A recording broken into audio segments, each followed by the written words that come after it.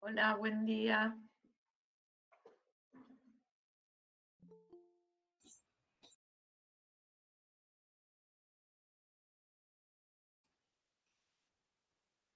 Muy buenos días a todos. Vamos Hola, a dar buen día. inicio al seminario de crítica número 241. En este caso, la presentación está a cargo del arquitecto Gastón Rodríguez Blanco. Título: El chalet peronista y la igualación social en un territorio de frontera.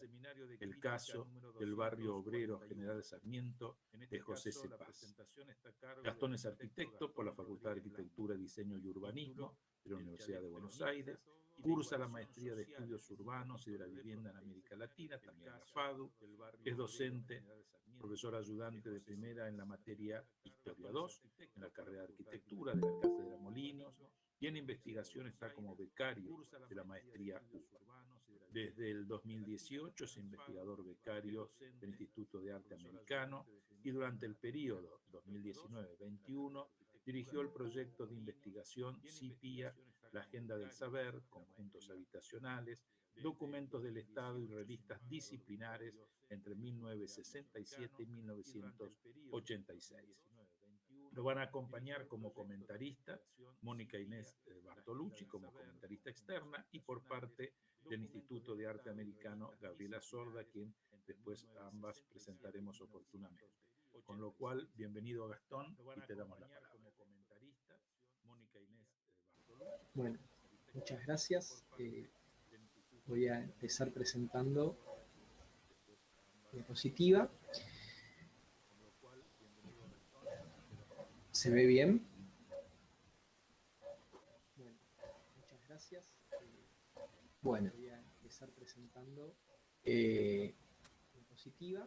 Como recién me presentó Rodolfo, mi nombre es Gastón Rodríguez Blanco y quiero empezar con los agradecimientos.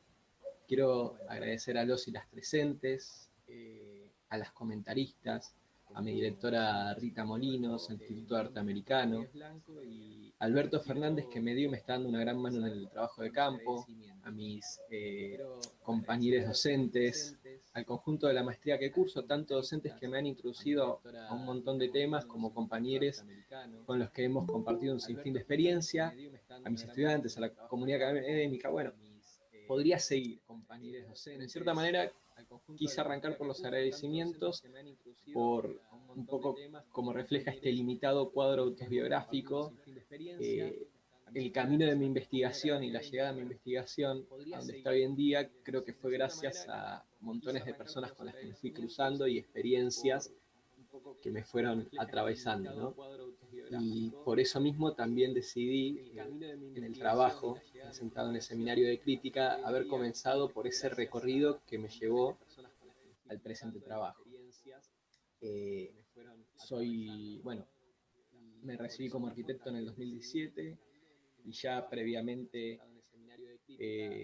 era docente en historia, ya te llevaba un año y bueno, junto con Rita como mi directora me presenté presenté mi plan de beca en el 2018 y en ese momento conformaba parte del grupo del proyecto de investigación UBACIT y Iconotextos en la Biblioteca, que actualmente es el UBACIT Arquitectura y Ciudad, Iconotextos Disciplinares en ediciones críticas expandidas.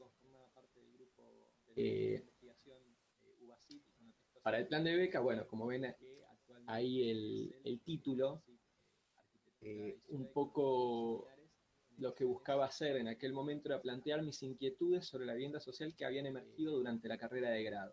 Es más, habían comenzado en algunos trabajos de investigación que eran para historia en aquel momento, donde me llamaba mucho la atención este cambio de materialidad y escala que se daba entre los conjuntos del finales de los 60, de los 70, y cómo en los 80 había una crítica posterior, ¿no?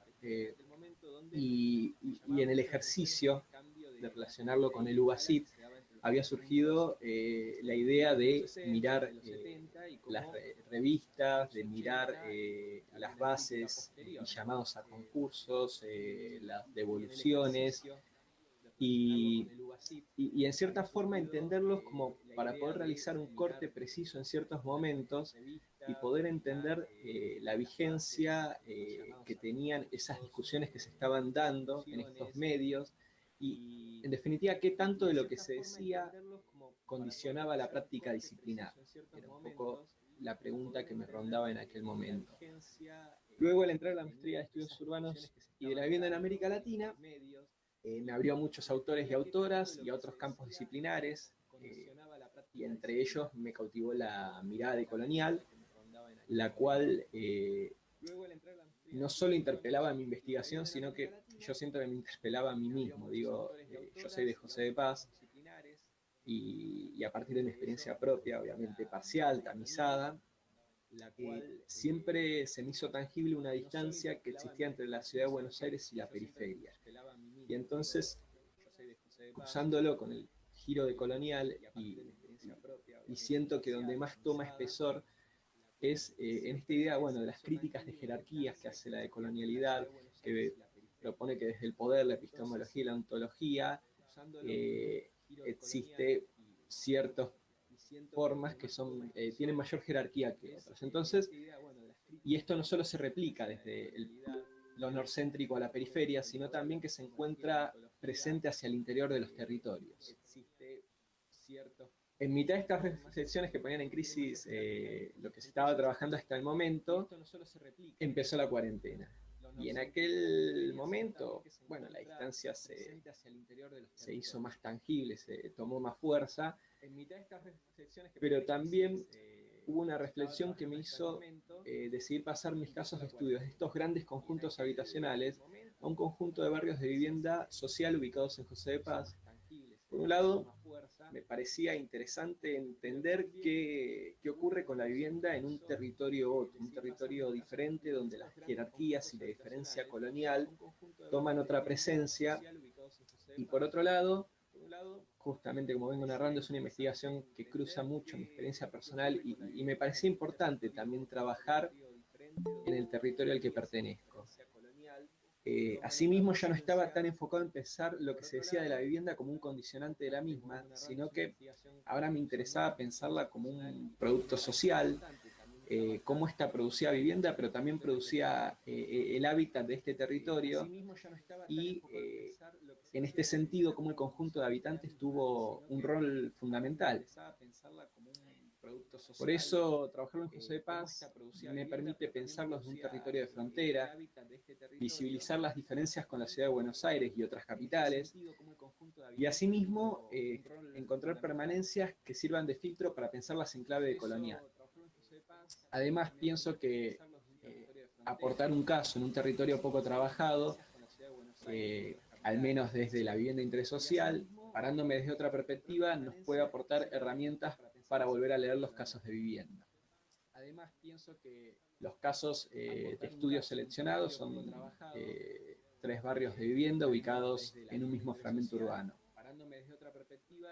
Hago un paréntesis, son los casos pensados de acá proyectado a la futura tesis. En este trabajo es solo uno de estos barrios que seleccioné. Está el barrio General Sarmiento, ubicado en esta franja, acá hay unas líneas que los dividen, pero ahí quedaron un poco tenues, que es de la década del 50, el barrio de Arquitectura, que tiene que ver con estos bloques de acá y esta manzana de viviendas unifamiliares de aquí, y el barrio que es de mediados de la década del 60, y el barrio Fuesit, el cual es de mediados de la década del 80 y corresponde a este sector. Acá hay imágenes de hoy en día, y son barrios de vivienda que se puede considerar que tuvieron bastante éxito si pensamos el éxito en clave de integrarse a la ciudad, y que además poseen un espacio público de calidad, lo cual en general no es muy común en José de Paz, ¿no? Digo, acá se ve una vivienda, bueno, acá está marcado en el planito de los sectores, acá se ve una vivienda que pertenece al sector del fondo, acá hay una vivienda que pertenece al sector que da este frente, donde está ubicada la ruta, asimismo son mencionados por los habitantes del barrio, y este es un sector público que hace de frentista con esta vivienda en este sector. Bueno, algo similar ocurre con el barrio de Arquitectura de mediados de los 60, donde están los monobloques, lo que llaman monobloques en la jerga, de aquí, y por el otro lado, las viviendas unifamiliares en terreno propio, y asimismo un espacio público, corredor municipal, que se encuentra enfrente de estos monobloques, bueno, el cual tiene una importancia considerable en lo que es hoy en día la ciudad de José de Paz. Finalmente, el barrio fue SIT de mitad de las décadas del 80, acá se ven viviendas en planta baja, en el fondo del tanque de agua, que está ubicada en esta plaza en el medio del fragmento, y bueno, y también hay otra tipología, el cual es en 2 plantas, y capaz este es el que tiene mayor variación en cuanto a su estado de mantenimiento, ¿no? Como se puede ver en las imágenes. A partir de esto, podemos pensar cómo los habitantes dialogaron con las representaciones del espacio, producto de las políticas públicas, las cuales las podemos pensar de manera particular como los proyectos de los barrios. Estos son mensuras, y este es el plano de proyecto del barrio Fuesit.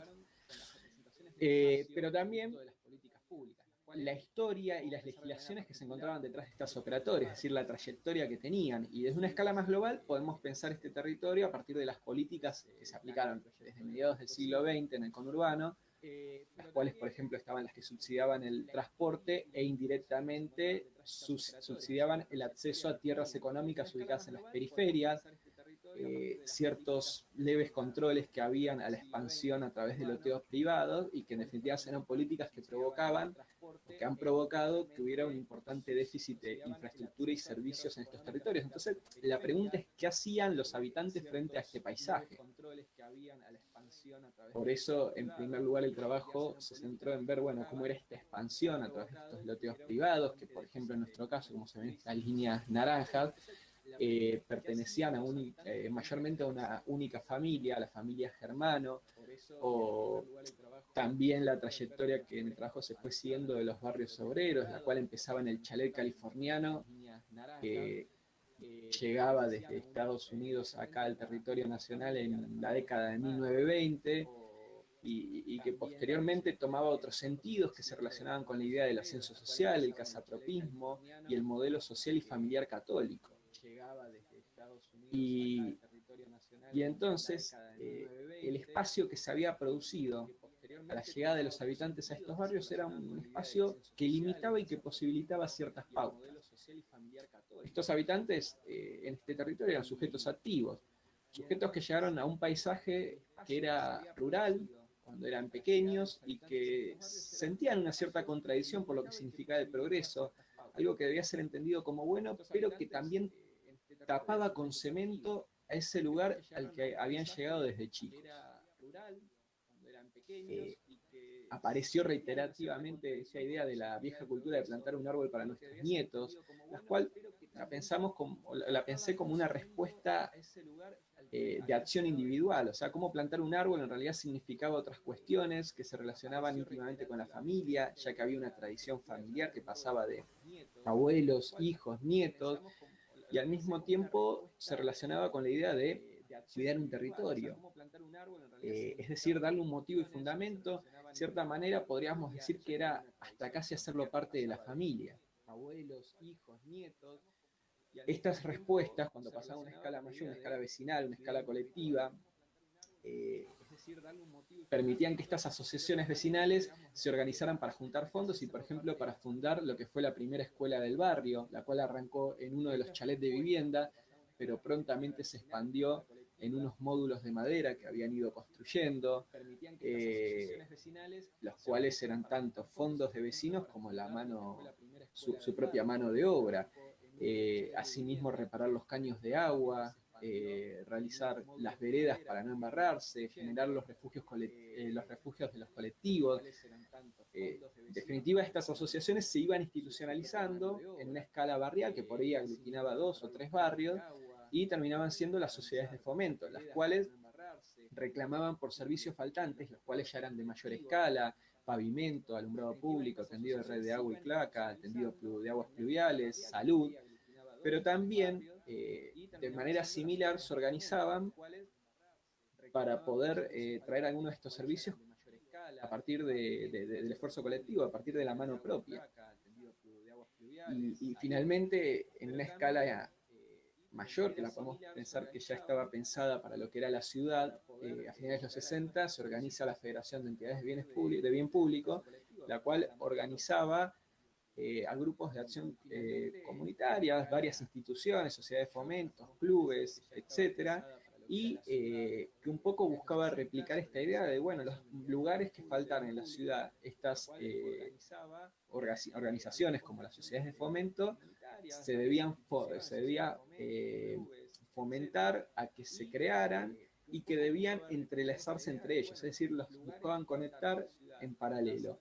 Entonces, de cierta manera, esa respuesta particular que empezaba con un árbol desde un manejo individual y después se organizaban colectivamente, se replicaba a una escala mayor en la ciudad, y que no fue menor, ya que la federación recibió algunos reconocimientos a nivel del partido de General Sarmiento. Entonces tuvo cierta importancia esta forma de replicarse en el territorio. Son respuestas similares en distintas escalas.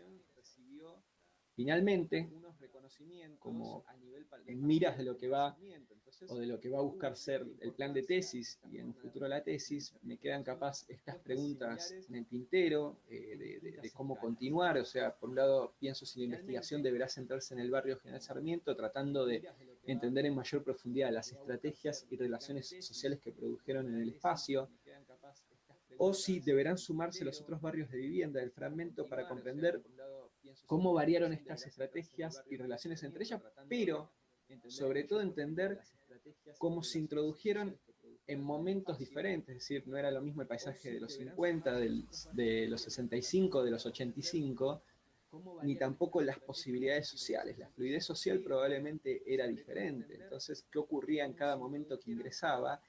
Y finalmente, si deberá hacer un trabajo histórico, que deberá obviamente ajustar su recorte temporal, no será el que se presentó en el trabajo, o deberá perfilarse a hacer un trabajo más relacionado a la producción del espacio y que su recorte emerja de los indicios que aporte el territorio, es decir, que la historia pase a ser un elemento que abona a,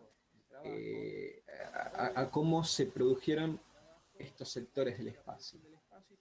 Bueno, muchas gracias. Muchísimas gracias, Gastón.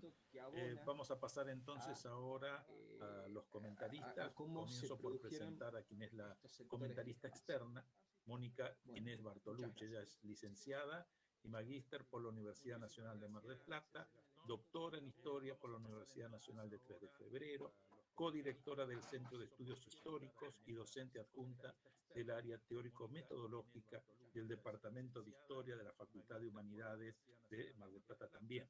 Pertenece al grupo de investigación Historia y Memoria, y dentro del cual tiene a su cargo un grupo de estudio que se llama Historia de la Juventud, Práctica y Emociones en el siglo XX, con el que ha llevado adelante varios proyectos de investigación. Actualmente dirige el proyecto Emociones y Nacionalismos, Subjetividades, Experiencias y Místicas Patrióticas de la Juventud entre 1955 y 1978. Adelante, Mónica, por favor. Bueno, muchas gracias. ¿No se me escuchan bien ahí? Bien, muchas gracias al Instituto de Arte Americano, Investigaciones Estéticas, y muchas gracias a Gastón por haberme invitado a comentar este trabajo.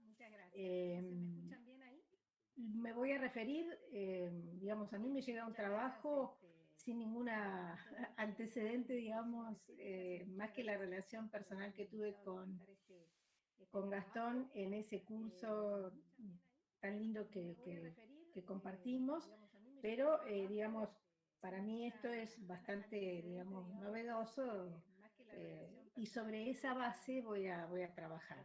El escrito que me llegó, encuentro que este escrito es un texto que está, por supuesto, en construcción, ¿no? Es un texto que mezcla un itinerario personal, un itinerario de percepciones, de preguntas, de preguntas epistemológicas, por supuesto, de matrices conceptuales, de varias categorías de análisis. Y se propone este texto como una, yo diría, una expulsión de ideas. Él allí está volcando una cantidad de ideas, que es lo que hemos hecho todos en un primer momento, ¿no? Hay mucha literatura de base, es decir, hay mucha lectura, aquello que llamaríamos el estado de la cuestión, y una muy buena reconstrucción del objeto de estudio. Eso es realmente claro. Por un vicio metodológico de mi parte, nada más, podría empezar aconsejando un ordenamiento, digamos, a futuro,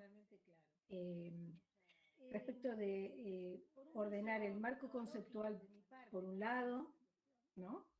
Y la historia o los hechos históricos por otro. Digamos, de manera que para el lector sean dos bloques específicos y que le puedas explicitar bien al lector hacia dónde vas. Me refiero, hay un típico vicio que tuvimos todos y que algunos seguimos teniendo, que es a la hora de decir algo, remitir inmediatamente a una autoridad historiográfica, remitir inmediatamente a alguien que lo haya dicho antes que nosotros. Esto es un problema después para el lector, porque es como que no nos animamos a decir nuestras cosas por nosotros mismos, ¿verdad? Por eso digo, un bloque de demostración de todo lo que uno sabe y lo que ha leído, por un lado, y después realmente largarse con lo propio. El trabajo me resulta muy interesante, muy interesante. El planteo permanente tuyo de revisar las políticas públicas y los sujetos y esa interrelación me parece muy interesante. El objeto de estudio me parece también realmente seductor, porque es una formación urbana diferente, muy seductor.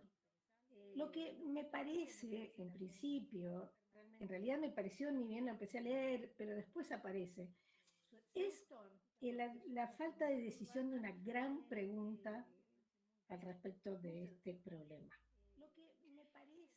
Los historiadores de Annals nos han metido así en la cabeza la idea de que la gran pregunta de la tesis, ¿no?, es lo que significa la columna vertebral de la tesis. Todos los datos, todas las variables, todo lo que las fuentes, todo lo que encontremos son subsidiarias de esa gran pregunta que tiene que estar muy clara y muy definida. Es decir, hay que hacer una elección. Cuando tenemos muchas preguntas hay que hacer una elección por una, ¿no? En principio parecería que vos no la tenés, yo creo que sí, pero en principio me parecía que no. Yo creo entender que la primera preocupación o el origen de tu trabajo fue a partir de la relación que se establece entre los proyectistas, las políticas públicas y la realidad concreta. Y entonces, al ver en esa relación algunas tensiones, buscaste por el lado del problema del desarrollo como una matriz colonial del poder, del saber, del ser. Y llegaste al concepto de decolonial. Para explicar mejor esta hibridación entre proyectos y usuarios. Eso fue lo que me transmitió tu escrito. Yo te hago solo como una pequeña sugerencia. Cuidado con encorsetarnos con una categoría específica. Cuidado con encorsetarnos y enamorarnos de una categoría para después querer acomodar la realidad a la categoría. ¿No es cierto? En la investigación siempre hay un trabajo que es paralelo entre lo que uno va viendo en la empiria y entre lo que uno va leyendo en la teoría. La teoría nos va ayudando y la empiria nos va demostrando si lo podemos, pero es muy importante para el trabajo del investigador que se deje llevar por la experiencia y no quiera acomodar muchas veces esa experiencia a la categoría desde la que partimos. Entonces puede ser decolonial, pero también pueden ser muchas otras las categorías que guíen esta investigación. ¿Por qué? Porque ahí tenés el caso de José de Paz, que viene a romper todos tus esquemas, ¿no? Digamos, la noción de éxito, la noción de fracaso, lo urbano, lo rural, el límite. Es un objeto de estudio complejo.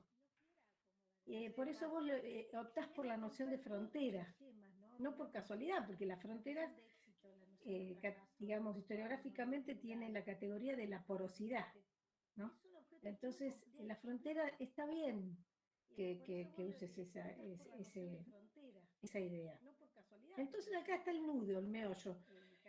Tu objeto de estudio te muestra la construcción de un barrio dentro de Paz, General Sarmiento, con un artefacto, el chalet peronista en 1950, que se me pierde un poquito a lo largo del escrito, el chalet peronista, se me pierde un poco, cuyo proyecto está inspirado en valores, prácticas y hábitos de clases medias en un territorio incómodo o desclasado, podríamos decir, pero, oh sorpresa, habitado por personas, sujetos, que están dispuestas a hacer algo con eso, ¿no?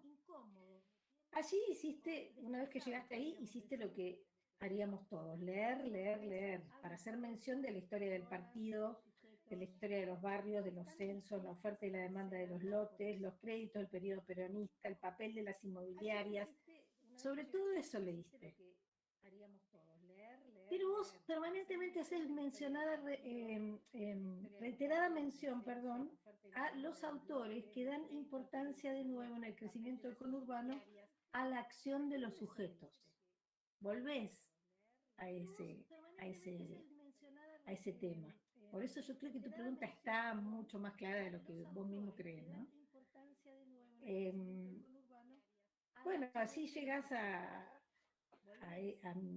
pensás en 1950, en ese barrio de vivienda social, impulsado por Mercante. Abrís allí otras preocupaciones que las acabas de mencionar en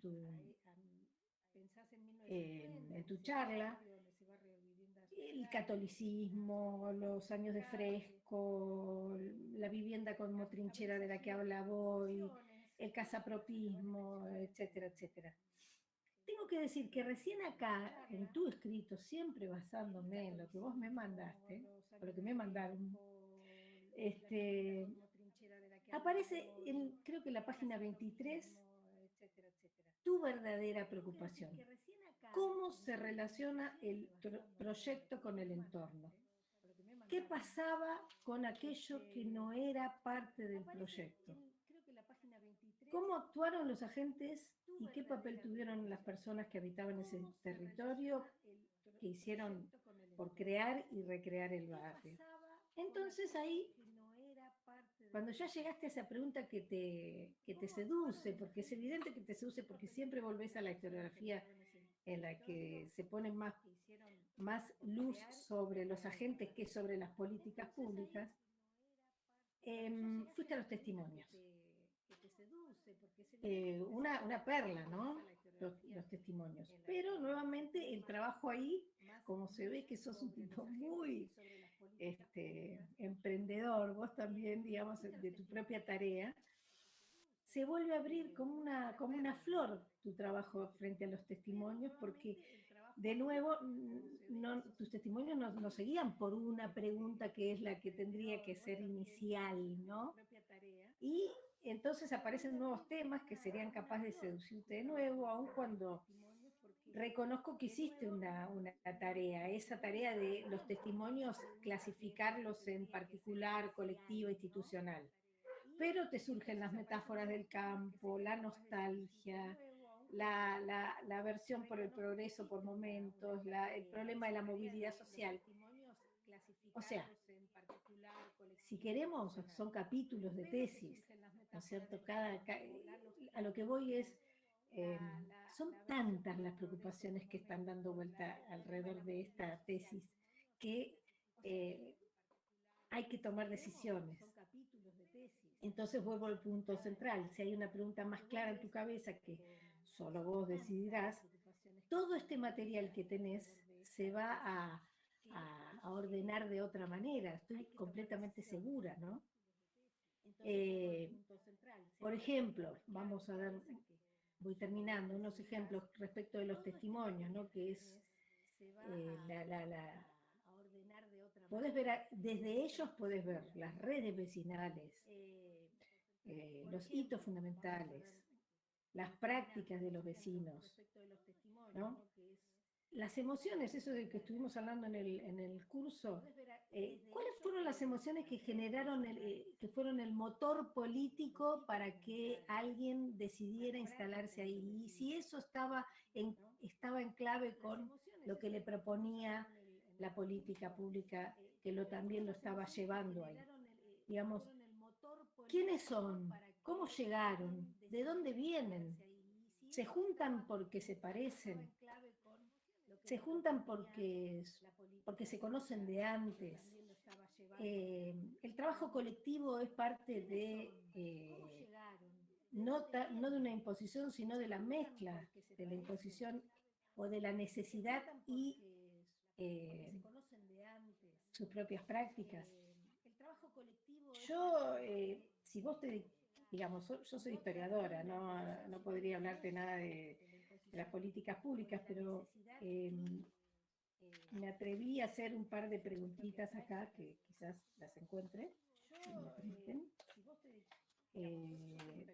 para terminar, digamos, pensando tu tema. Bueno, acá no las tengo, pero de nuevo, volvemos a lo de los sujetos. ¿Qué fue lo que los llevó ahí? ¿Qué fue lo que los enraizó?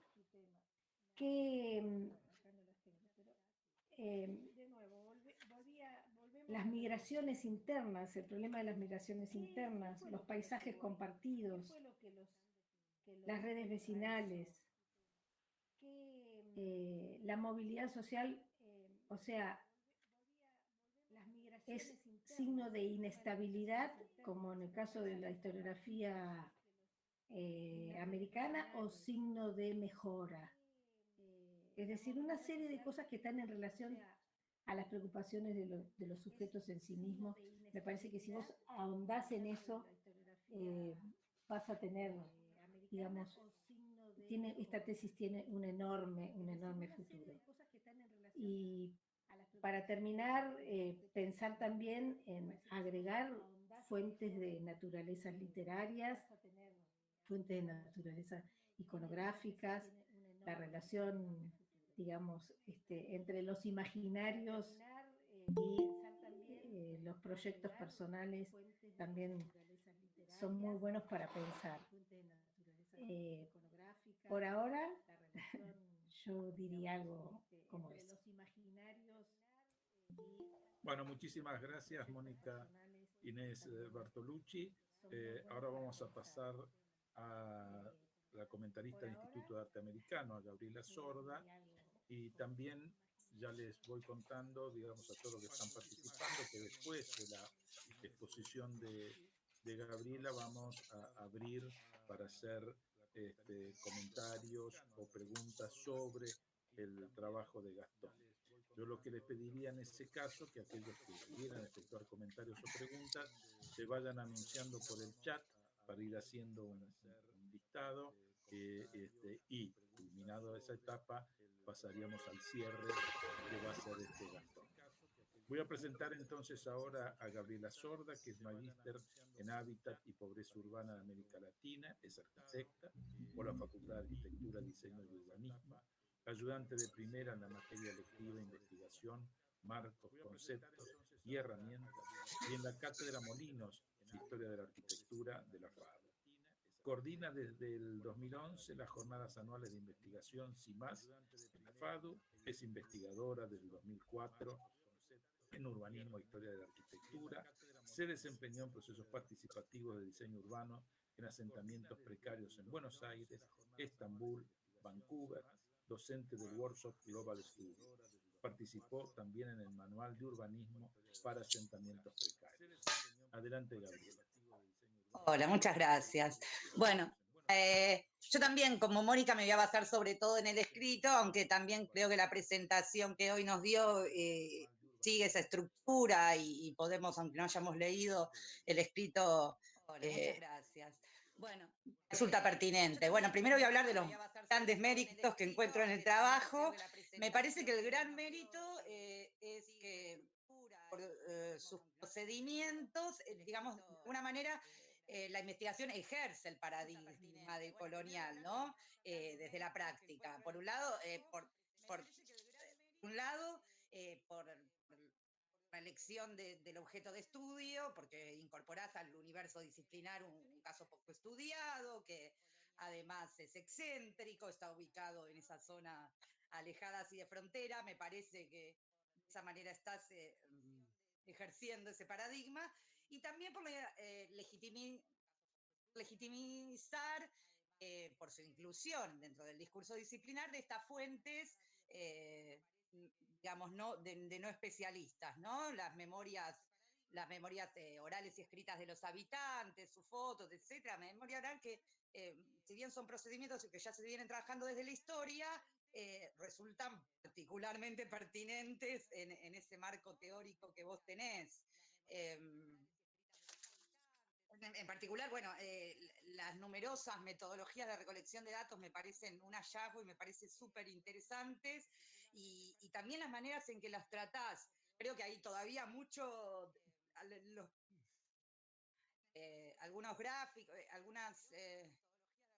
algunos instrumentos que creaste tienen todavía mucho para más hablar de lo que hiciste después oralmente, en particular ese plano violeta en que historiza los loteos, me parece súper interesante. Yo lo estaba viendo como, claro, más perteneciendo a una sola familia, cómo usan el tradicional procedimiento que hace el mercado, ¿no? Que es el del engorde de tierras, o sea, lotean primero lo más cercano al centro, después no lo que viene, sino lo que viene después, para que la gente o el Estado urbanice esos espacios y de esa manera engorda los terrenos del medio, o sea, los puede vender después más caros, ¿no? En ese marco me pregunto si estas asociaciones vecinales y esta producción social del espacio que realizan los vecinos, ay, perdón un momento, se me está agotando la batería, ahí está. Realizan los vecinos, no, termina siendo funcional a la lógica del mercado, de alguna manera, pero me parece, son preguntas que nos venimos haciendo, me resultan muy interesantes. Ahora, alguna de esas metodologías, por ejemplo, el usar, digamos, la descripción densa cuando trabajas, cuando es el testimonio de los vecinos, esta metodología de la antropología que incluye al observador o al entrevistador dentro, ¿no?, del discurso final, me parece muy interesante y me parece que es un punto clave en la estructuración de tu relato.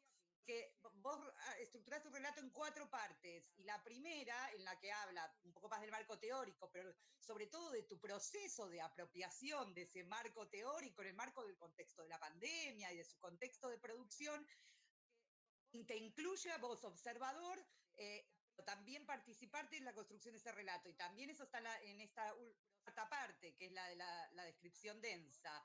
En cambio, en la parte 2 y 3 es una estructura como más tradicional, más seca, ¿no?, de el discurso. No, pero a mí me parece, de la ciencia, ¿no? Ahí presentás la fuente, por ejemplo, la fuente bibliográfica directamente, nos mostrás los planos que conseguiste en la municipalidad sin contarnos cómo fue que fuiste a la municipalidad, que uno obviamente se queda con las ganas de chusma que es, pero en realidad no me parece que sea una falta, podría leerse esto como cierta falta de coherencia en la construcción del discurso, pero a mí me parece muy interesante, muy millennial y muy vos en el sentido, es muy tarantinesco. O sea, vos construiste un relato no solo en el tiempo, como el típico procedimiento de Tarantino, de estar, voy adelante, voy para atrás, vuelvo a venir para adelante, me parece muy, muy interesante ese tratamiento del tiempo que ejerces, sino también en ese procedimiento, para seguir con la metáfora tarantinesca, de hacer esas tomas amplias, ¿no? Quizás que pretenden cierta objetividad con esas tomas subjetivas, ¿no? Que sería la del pie de Beatrix, que se mira el dedo del pie, o sea, es cuando te incluís, se ve el discurso a través de tu mirada presente, tus tomas subjetivas, ¿no?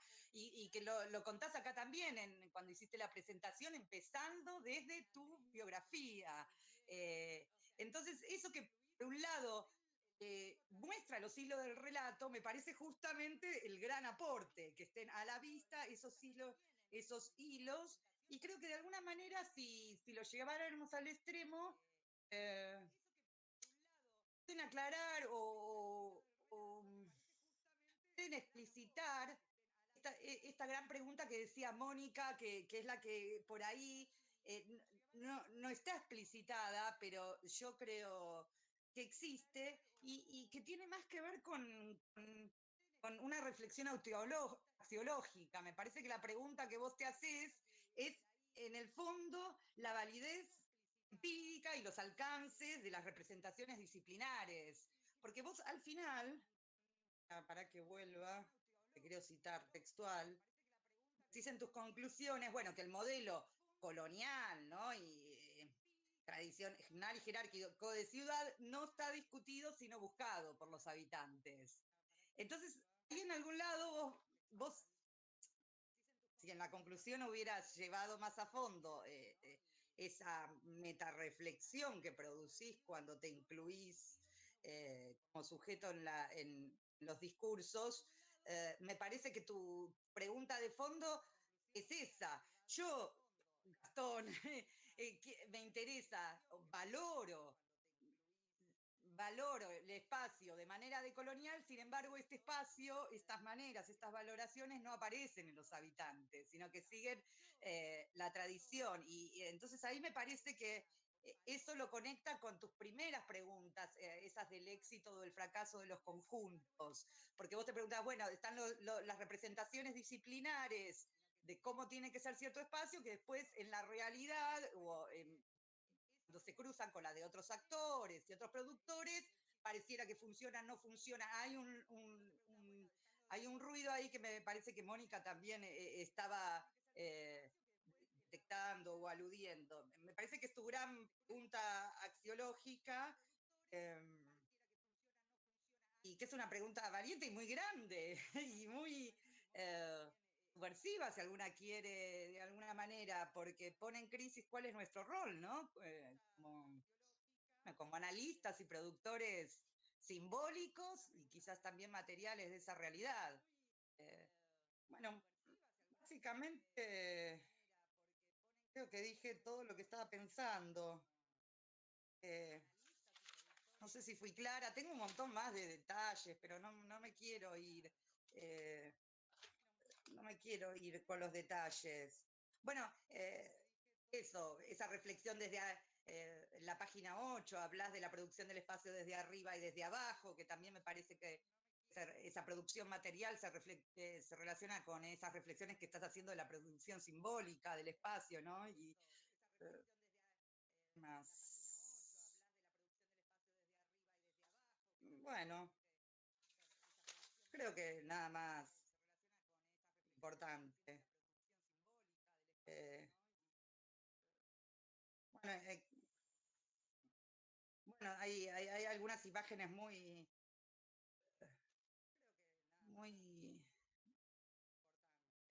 inspiradoras, como cuando hablas de las huellas de los camiones de la mudanza creando el territorio, me parece un hallazgo eso, ¿no? Como esos procedimientos tan cotidianos, finalmente son los que materializan esa forma. Bueno, no sé. Bueno, la cuestión del árbol, la naturaleza domesticada, ¿no? Esa relación entre campo y ciudad, sí, hay un montón de temas ahí, como decía Mónica, el planteamiento del árbol como, bueno, ya sabes, la metáfora del arraigo, la raíz, la propiedad privada y el asentamiento de los habitantes. Hay un montón de líneas en tu trabajo. Bueno, básicamente eso. Muy bien, muchísimas gracias, Gabriela.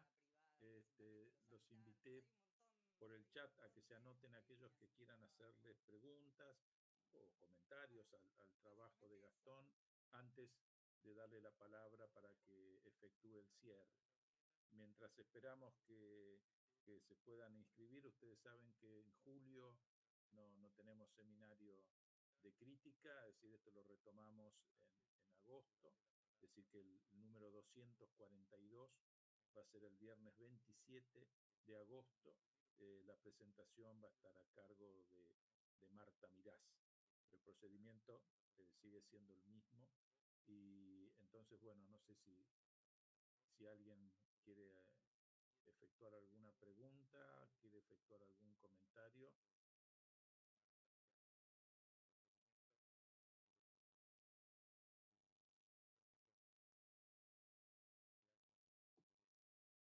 Bueno, yo diría entonces de pasar directamente al cierre que pueda hacer Gastón a partir de las dos comentaristas que hemos tenido. Adelante, Gastón. Bueno, gracias.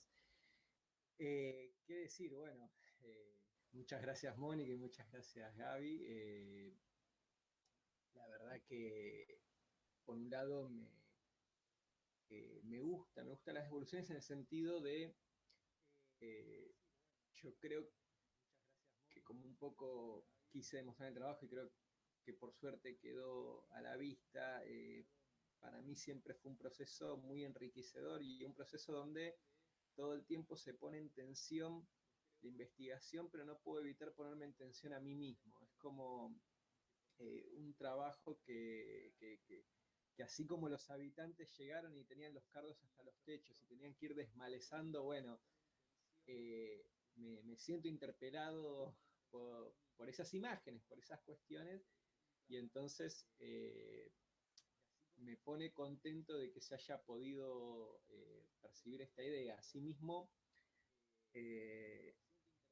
bueno, creo que hay bastante para pensar y para trabajar de acá en adelante. El ejercicio que me permitió poner en palabras todo esto que venía pensando, organizar varias temáticas, darme cuenta en un momento de la densidad que por ahí fue tomando en algunos sentidos el trabajo, y me parece muy interesante la observación que hicieron, porque es verdad, la pregunta, si bien hay algunas preguntas que se ponen, esa gran pregunta que aparece en la investigación y que recurrentemente se habla en los talleres y en la metodología, bueno, o sea, todavía no está dicha, pero asimismo yo creo que sí, que está en ese sentido. Todavía no he logrado pasarlas en palabras, pasarlas en metáforas que me permitan poder dejarlo de manera focalizado y centrado, y que además creo que me va a terminar de servir para reordenar el trabajo y reordenar las bibliografías y demás. Pero la verdad que, bueno, fui anotando todo, todas estas devoluciones que me fueron haciendo, y creo que ahora es un trabajo de sentarme, ver el trabajo, ver las preguntas, ver las devoluciones y tomar decisiones y recortar, como decía en un momento Mónica. Bueno, ahora es el momento, hay muchas inquietudes, recortar y hacer el trabajo posible, ¿no? Frente a esto. Y, eh,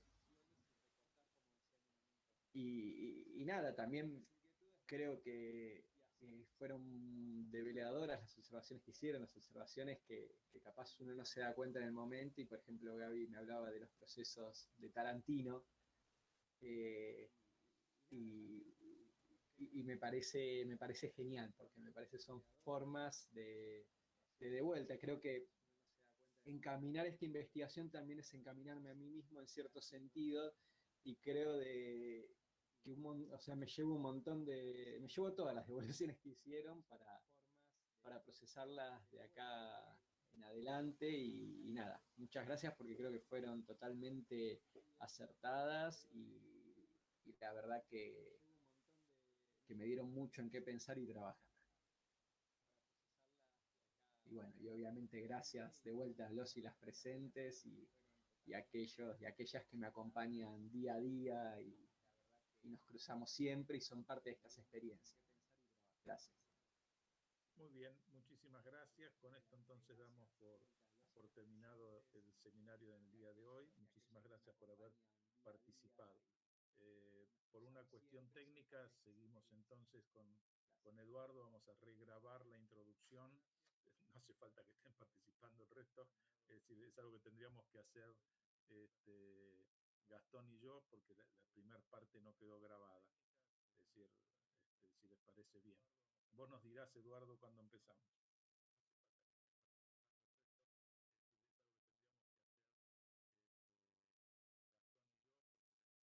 Perfecto.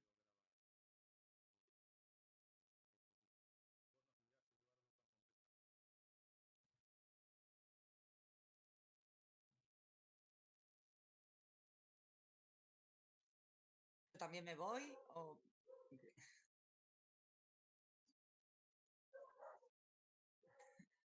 Bueno, muy lindo, Gastón, muy lindo, muy moderno, muy millennial lo tuyo, claro, ustedes empiezan desde ustedes, me parece muy sano. Aunque a los boomers nos parece, a veces es un poco fuerte. Me encanta.